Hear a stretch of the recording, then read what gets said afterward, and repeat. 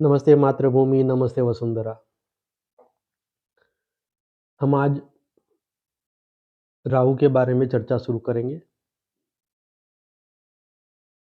पहले हम राहु के एक अच्छे और व्यापक स्वरूप को समझेंगे। राहु जो है, उसके बारे में कई तरह की भ्रामक मान्यताएँ, भय और कितने ही प्रकार की बातें प्रचलित हो चुकी है। राहु एक ऐसी मूर्ति बन चुका है, एक ऐसा नाम बन चुका है कि जिसके नाम से कई लोग बड़ा डरते, कई लोगों को डराया जाता है और राहु से काल सर्प योग और भी पता नहीं कितने-कितने तरह के जो योगों को जोड़ा जाता है और राहु के साथ किसी ग्रह का जुड़ जाना, तो उसके ज़्यादातर फल यही बताए जाते हैं कि दुष्प्रभाव होगा, कोई बुरा फल मिलेगा, कोई बुरी घटनाएँ सामने आएँगी, समय काल अनुकूल नहीं रहेगा। तो इन सब बातों से जन सामान्य डर भी जाता है और ये पूजा करा लो, ये कर लो, वो कर लो और इन चक्करों में कई बार इंसान कई तरह के निरर्थक प्रयास, निरर्थक खर्च करता है। पहले तो हम ये समझें कि राहु है क्या? राहु से लाभ भी प्राप्त होता है और राहु से हानि भी प्राप्त होती है। राहु के 2 पहलू हैं। राहु का एक पहलू है चिंता, उद्विग्नता और राहु का दूसरा पहलू है अधूरी कोई महेच्छा, कोई महत्वाकांक्षा। तो राहु का किसी तरह का कोई भी प्रभाव, वो सिर्फ़ हानि ही करेगा, वो इंसान के जो स्वप्न हैं उनको तोड़ेगा, उसको नुकसान ही पहुँचाएगा, ऐसा ज़रूरी नहीं। राहु लाभ भी कराएगा, राहु राहु किसी न किसी तरह की कोई महान इच्छा को पूरा भी करवाता है। किसी विशेष संकल्प की पूर्ति के लिए ये जन्म है, ये भी राहु ही दर्शाता है। अब यहाँ पर बात आती है कि राहु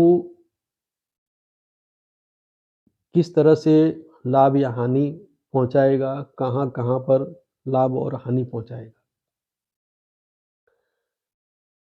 अब पहले हम एक सामान्य चर्चा कर रहे हैं, जो कुछ भी मैं यहाँ बताने जा रहा हूँ, कुछ-कुछ शास्त्रों में से सूत्र पाए हैं और ज़्यादातर मेरा प्रैक्टिकल नॉलेज इसमें एक्सपीरियंस कहो, नॉलेज कहो, वो ज़्यादा है। राहु अगर स्त्री राशियों में होता है, जैसे कि 2, 4, 6, 8, 10, 12 इन राशियों में राहु से जो भी लाभ मिलेगा अथवा तो हानि मिलेगी, उसका जो ज़िम्मेदार है, वो कुछ अंशों में स्त्री जातक होगी जल तत्व से संबंधित चीज़ें होंगी, पृथ्वी तत्व से संबंधित चीज़ें होंगी। क्योंकि 2, 4, 6, 8, 10, 12 ये जो राशियाँ हैं, ये जल तत्व और पृथ्वी तत्व की राशियाँ हैं। इसी तरह से राहु अगर पुरुष राशि में हो 1, 3, 5, 7, 9 और 11 तो इन राशियों में राहु के होने पर किसी पुरुष जातक से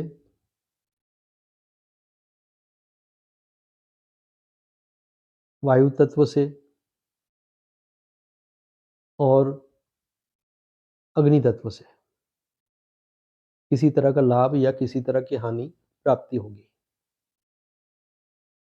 1, 3, 5, 7, 9, 11 ये जो राशियाँ हैं, इनमें से कुछ राशियाँ अग्नि तत्व की है और बाकी की राशियाँ वायु तत्व की है। अब यहाँ पर जो राशियाँ हैं, उसमें जो स्त्री राशि है और जो पुरुष राशि हम कह रहे हैं, तो जैसे स्त्री राशि का मैंने बताया कि स्त्री जातक और पुरुष राशि का मैंने बताया कि पुरुष जातक भी कहीं न कहीं लाभ या हानि के ज़िम्मेदार होंगे। तो यहाँ पर जो पुरुष जातक हैं, तो उसमें घर परिवार में, समाज में, जहाँ पर व्यक्ति नौकरी-धंधा, काम-धंधा करते हैं, वहाँ पर तो किसी न किसी को अड़चन स्वरूप पाने की संभावना रहती है। उसी तरह से जो स्त्री जातक की राशियाँ हैं, उनमें अगर राहु होता है, तो घर परिवार में स्त्रियों से, समाज में, रिश्तेदारों में या फिर जहाँ भी कोई काम-धंधा, रोज़गार व्यक्ति करता है, वहाँ पर किसी न किसी तरह की इस तरह की संभावनाएँ सामने आती हैं। सबसे महत्वपूर्ण जो है, वो हमारी जन्म कुंडली का लग्न स्थान है। हमारी जन्म कुंडली का जो लग्न स्थान है, उसे साइंटिफिक डायरेक्शन में अगर देखा जाए, तो उसे वर्टिकल डाउन कहते हैं और राहु जो है, उसका भी जो डायरेक्शन है, वो वर्टिकल डाउन का है। राहु और शनि ये दोनों छाया ग्रह कहलाते हैं।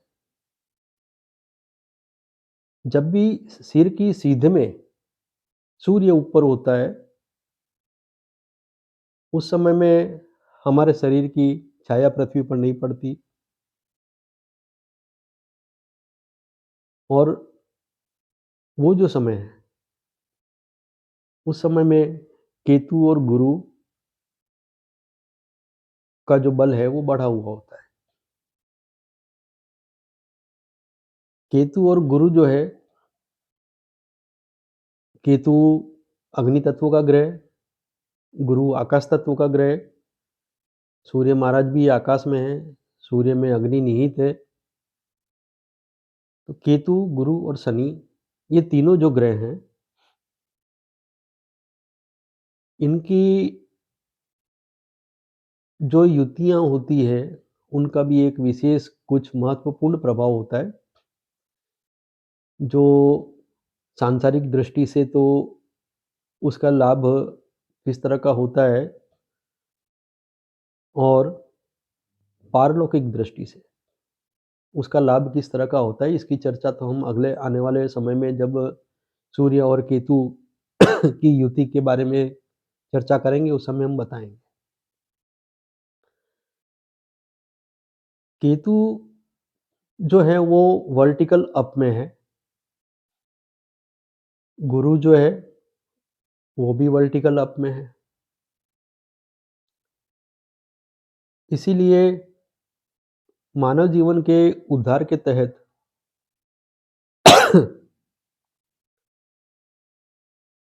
केतु और गुरु की युति को अच्छा माना जाता है।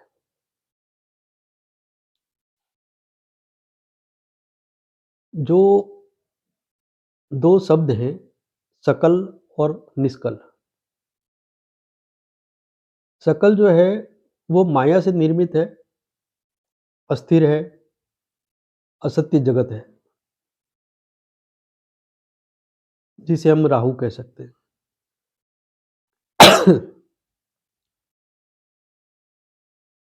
राहु जो है, उसकी दृष्टि सीमित है, क्योंकि जो कुछ भी साकार है, उसकी दिखने की एक सीमा है।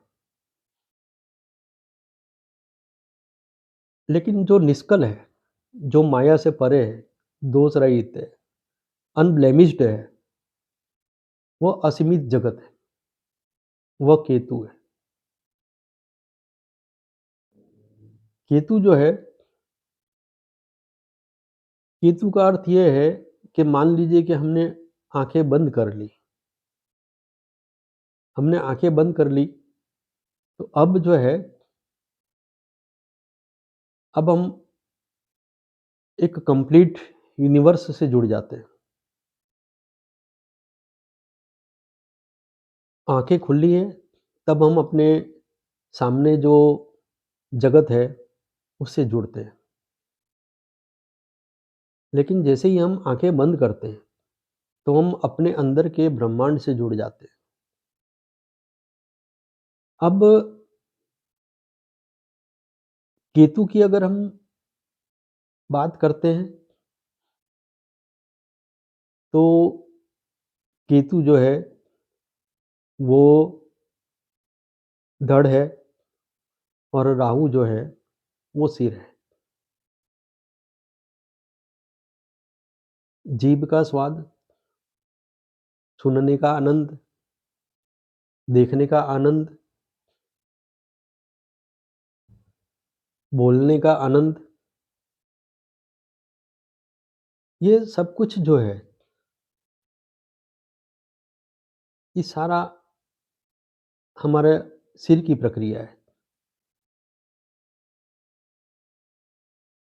विचार, स्वभावों की विभिन्नता, ये सब पसंद, नापसंद, ये सारा खेल राहु का है। संसार में प्रत्येक व्यक्ति 2 तरह की युक्तियाँ आज़माता है। एक युक्ति जो स्वार्थपूर्ण है, और एक युक्ति जो है, वो परमार्थ से पूर्ण है। जहाँ पर भी स्वार्थपूर्ण युक्ति है, वहाँ राहु का प्रभाव होता है। राहु का काम है कि पहले वो जीत दिलवाता है। जो स्वार्थपूर्ण युक्ति राहु का प्रभाव है, वो पहले जीत दिलवाती है। अब जीत का जो भी आकार प्रकार है, उसको पाकर के कोई भी जीव, कोई भी व्यक्ति खुश होकर के नाचता है, आनंद मनाता है, बड़ा प्रसन्न होता है कि मैं जीत गया। लेकिन राहु की दी हुई जीत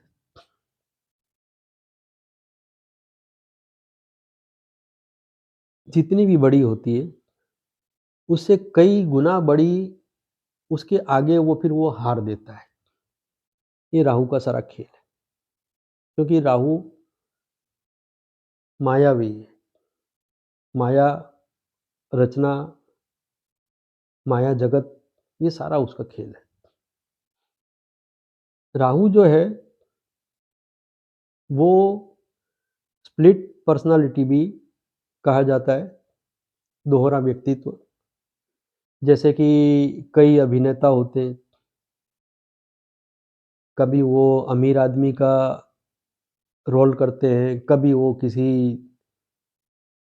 गरीब का रोल कर लेते हैं, कभी राजा बन जाते हैं, कभी सेनापति बन जाते हैं, कभी एक आम नागरिक का रोल करते हैं। कई तरह के जो भी व्यक्तित्व वो निभाते हैं, भिन्न-भिन्न प्रकार के अभिनय वो करते हैं।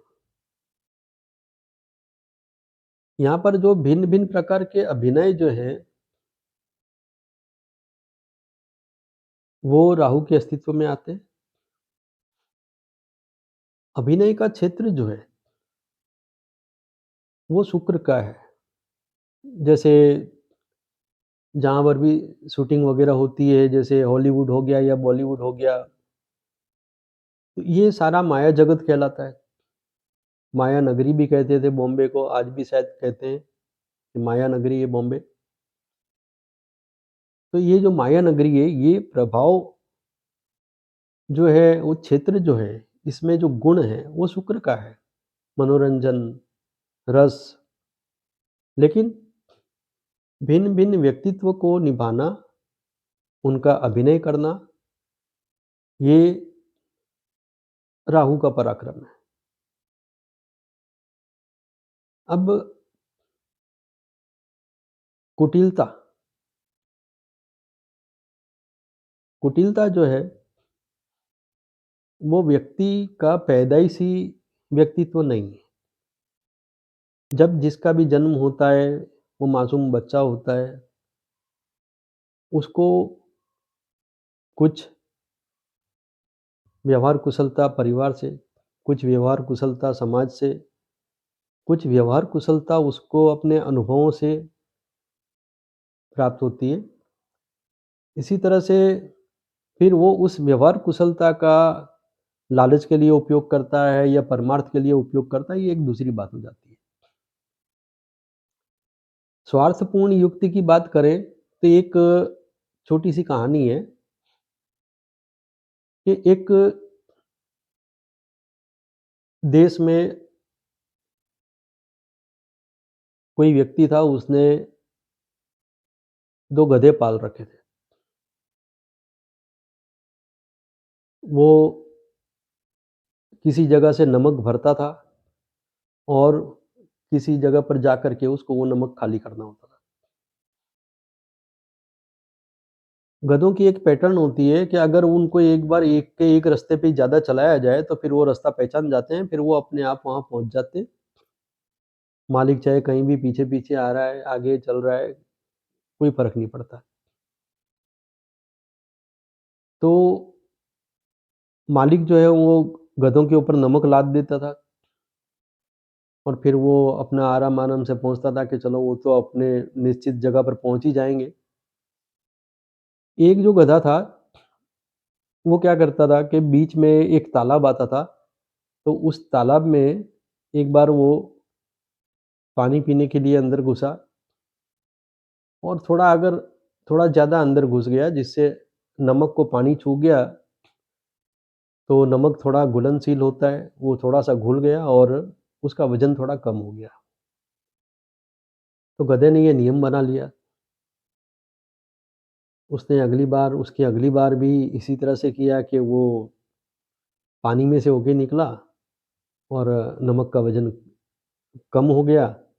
उसने सोचा कि मैं बहुत होशियार हूँ, तो अपने काम में उसने एक प्रपंच कर लिया और अपना वज़न कम करने के लिए एक युक्ति आज़मा ली। अब ये हुआ कि मालिक को एक बार शक हो गया, तो उसने दूर रह कर के थोड़ा पीछा किया कि भई देखूँ ये क्या कर रहा है, कैसे होता है ये बार-बार। उसने देखा कि एक जो गधा है वो तो अपना सीधा-सीधा जा रहा है, यही पानी में होकर के निकल रहा है। और अक्सर उसने देखा कि इसी के ऊपर जो नमक डाला हुआ था, उसी का वज़न कम हो जाता है, भीग जाता है और उसको सामने कुछ सुनना भी पड़ता है। उसके बाद में उस मालिक ने सोचा कि इसको समझाना कैसे? तो उस मालिक ने एक दिन एक काम किया कि उसके ऊपर रुई लाद दी। जब रुई लाद दी, तो गधे ने सोचा कि भई चलो ठीक है, मैं तो अभी इसी का भी यही इलाज करता हूँ। पर यहाँ उल्टा हो गया, जब वो पानी में घुसा, तो रुई में पानी भर गया। रुई में पानी भर गया तो रुई और वज़न वाली हो गई। इसको कहते हैं कि राहु की दी हुई जीत, छठे भाव में राहु की बड़ी चर्चा है। कहते हैं छठे भाव में अगर राहु हो तो वो हर क्षेत्र में जीत दिलवाता है। लेकिन हकीकत बात यही है कि छठे भाव का जो राहु है वो छोटी जीत दिला करके फिर लंबे समय के बाद में कई गुना बड़ी हार से भी परिचय कराता है। अब बात आती है कि जो स्वार्थपूर्ण युक्ति जो है, जो राहु की माया है, इसका आरंभ छोटी जीत से होता है और इसका अंत बड़ी हार से होता है। और स्वार्थपूर्ण युक्ति वाला व्यक्ति जीवन के अंत में एक असफल व्यक्ति के तौर पर ही प्रमाणित होता है। ठीक इसी तरह से अब अगर हम बात करें कि परमार्थपूर्ण युक्ति, कि जो भी व्यक्ति परमार्थ के लिए युक्ति आजमाते हैं, उनको क्या लाभ होता है, उनका अनुभव क्या होता है, उनका परिणाम क्या होता है। तो मैं एक उदाहरण लेता हूँ, भगवान श्री कृष्ण। भगवान श्री कृष्ण ने हमेशा अपना पूरा जीवन धर्म की स्थापना हेतु, कई तरह के दूषणों से संसार को मुक्त करने के लिए, कई तरह की सामाजिक कुरीतियों से समाज को मुक्त करने के लिए उन्होंने कई बार कई तरह की युक्तियाँ आजमाई और वो हमेशा ही किसी न किसी युक्ति का सहारा लेते ही रहे।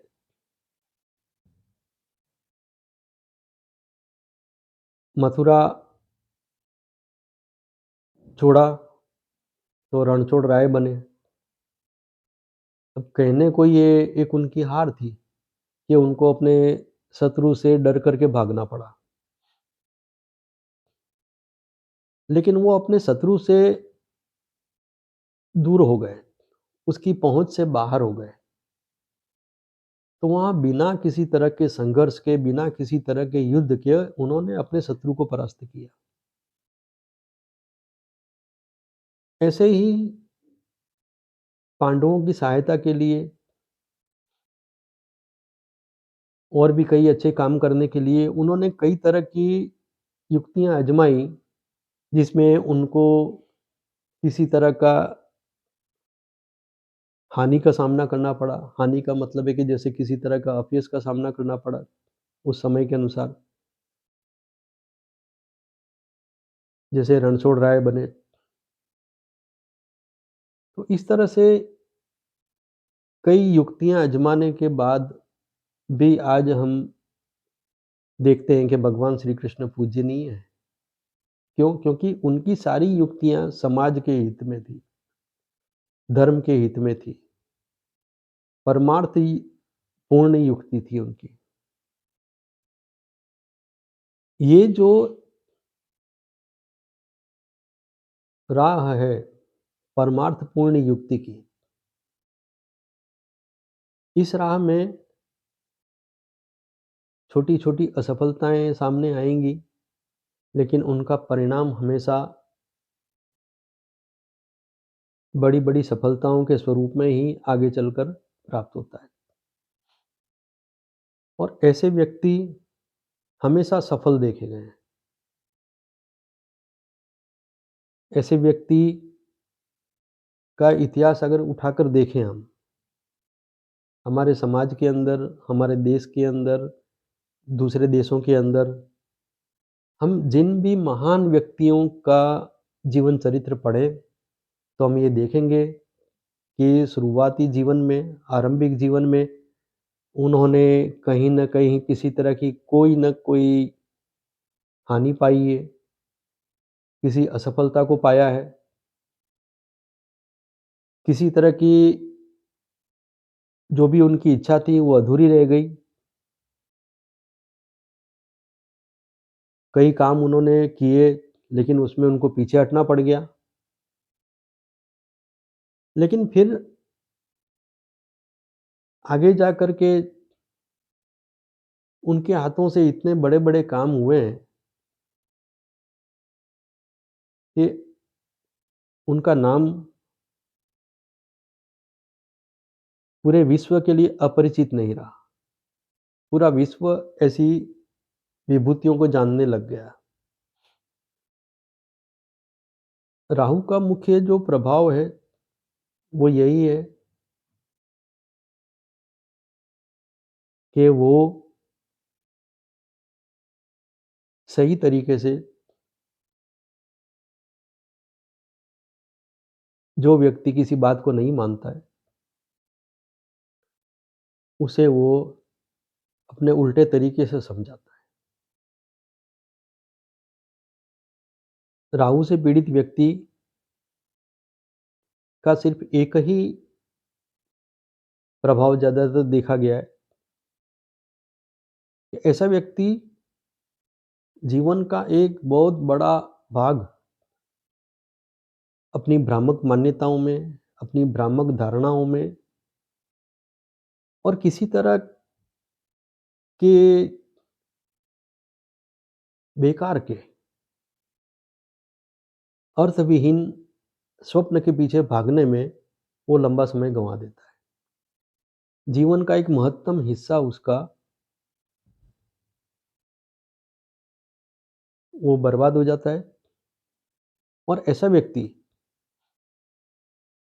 अंत में इस बात का मलाल लेकर के बाकी का जीवन जीता है, जो भी उसके पास शेष रह जाता है, कि उसने बहुत बड़ी भूल की, बेमतलब का वो इन विचारों के पीछे भागता रहा। तो ये जो चीज़ है, इन बातों से राहु से कैसे अपना छुटकारा पाना?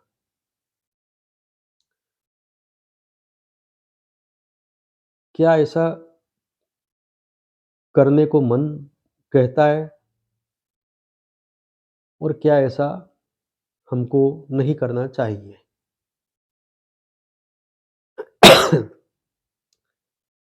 ये जो तुलना करने का स्वभाव है, एक यही मात्र तुलना करने का स्वभाव, परखने का स्वभाव, यही इंसान को राहु के प्रकोप से बचा सकता है। राहु के बारे में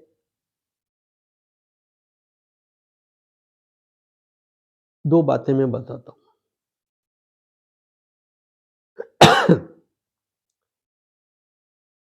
राहु जो है वो डिप्रेशन भी देता है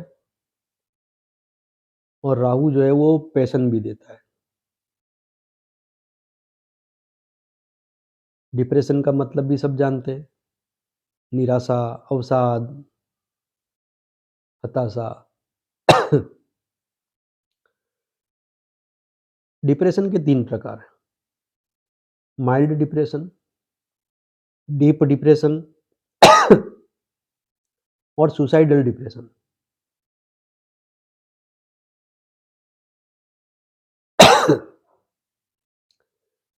माइल्ड डिप्रेशन का मतलब ये है कि व्यक्ति अपने विचार लोगों से मनवाने के लिए बड़ा आग्रह करता है कि लोग उसकी बात को मानें।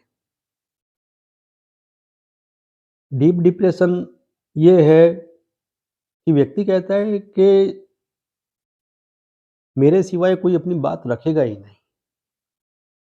मैं जो कहूँगा वही होना चाहिए, मुझे किसी की बात सुननी ही नहीं। और सुसाइडल डिप्रेशन जो है, वो ये चीज़ है कि व्यक्ति कहेगा कि मेरी बात मानने के सिवाय कोई दूसरा रास्ता है ही नहीं, या तो मेरे साथ चलना चाहते हो या मेरे साथ रहना चाहते हो तो मेरी बात माननी ही होगी और अगर नहीं मानोगे तो या तो मैं अपने साथ में तुमको रहने नहीं दूँगा और मैं या तो तुमको जीने नहीं दूँगा। मारने के लिए और मरने के लिए भी वो तैयार हो जाता है और वो इस हद तक जाता ही है। इसे डीप डिप्रेशन हम कहते हैं। इसी तरह से माइल्ड पैशन, पैशन का मतलब जोश, पैशन का मतलब उत्साह और हमने जो भी संकल्प लिया है, उस पर हमारा स्थिर रहना, बने रहना, उसे हम पैशन कहते हैं। पैशन में भी इसी तरह से माइल्ड, डीप और सुसाइडल पैशन होता है। पैशन जो है, माइल्ड का अर्थ है कि व्यक्ति अपने विचार मनवाने के लिए वो आग्रह करता है। लेकिन वहाँ पर वो एक तर्क के साथ आग्रह करता है कि आप परखिए, मेरे विचार को परखिए और उसके बाद में मेरा समर्थन कीजिए। वहाँ पर उसका एक, हम जिसको कहेंगे कि पॉज़िटिव कहेंगे, हम कहेंगे कि एक तरीके से, सलीके से व्यक्ति अपने विचार को मनवाने की बात कर रहा है। और वैसे ही डीप पैशन का अर्थ ये है कि व्यक्ति बहुत प्रेशर बनाएगा, वो आग्रह करेगा कि मेरी बात को माना ही जाए, मैं अपनी बात मनवा के रहूँगा और मेरी बात मानने से अगर किसी को किसी भी प्रकार की हानि होती है, तो मैं उसकी पूरी ज़िम्मेदारी लेता हूँ, मैं पूरा ज़िम्मा लेता हूँ, मैं अपनी जवाबदारी स्वीकार करता हूँ कि जो कुछ भी होगा, उसका अंजाम मैं भुगतूँगा, पर मेरे पर एक बार विश्वास किया जाए, मैं पूरा रिस्क लेने को तैयार हूँ, मेरी बात को माना जाए। तो जहाँ पर पूरी ज़िम्मेदारी लेने को व्यक्ति तैयार होता है, अपनी बात मनवाने के लिए, तो वहाँ पर वो एक डीप पैशन, वो भी एक तरह से पॉज़िटिव कहा जाएगा कि व्यक्ति अपने विचार पे, अपने आयोजन पे,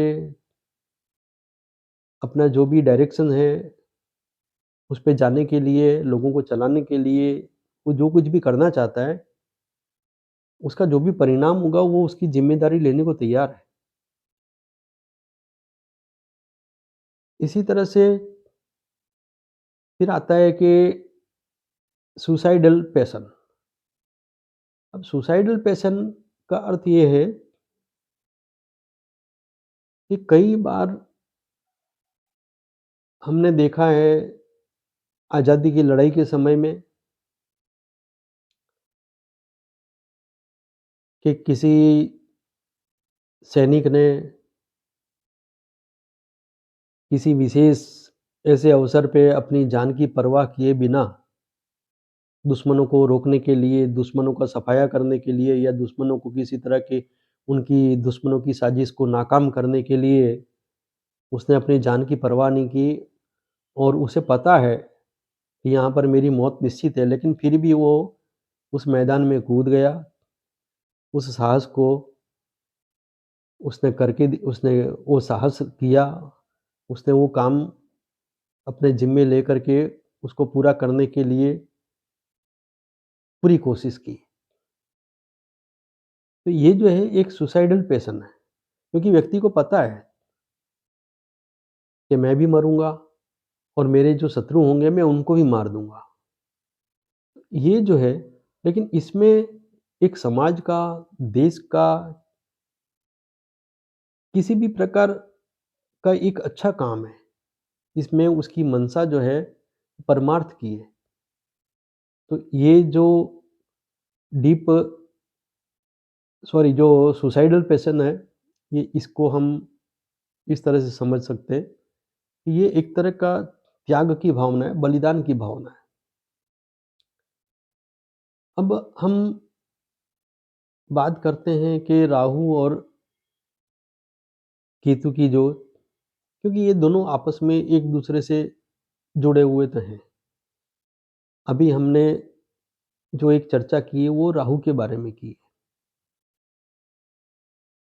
राहु का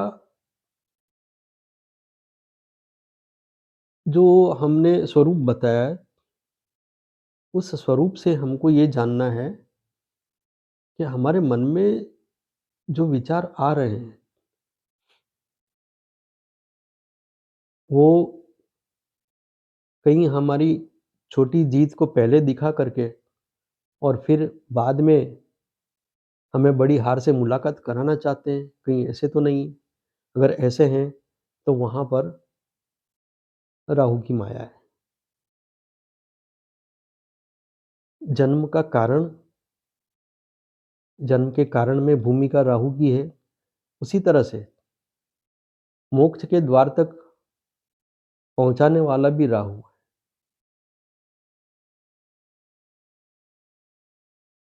राहु के बारे में हम आने वाले वीडियो में और भी चर्चा करेंगे